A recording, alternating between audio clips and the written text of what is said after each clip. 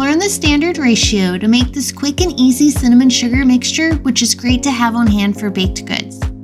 You can also add cinnamon sugar to toast, donuts, oatmeal, and so many other things. Welcome back, or if you're new here, my name is Kate and this is Bake That. In a small bowl, add 2/4 cup of granulated sugar and 2 tablespoons of ground cinnamon.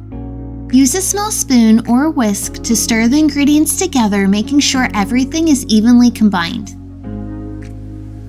Use a small funnel to add the cinnamon sugar mixture to a small jar with a lid. You can use a new spice jar or a washed used spice jar works well too.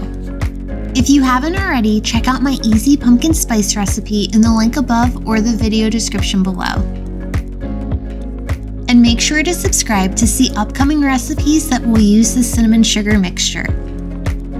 Store the cinnamon sugar mixture in a cool, dry place. Thank you so much for watching. Come back next week to bake more good things.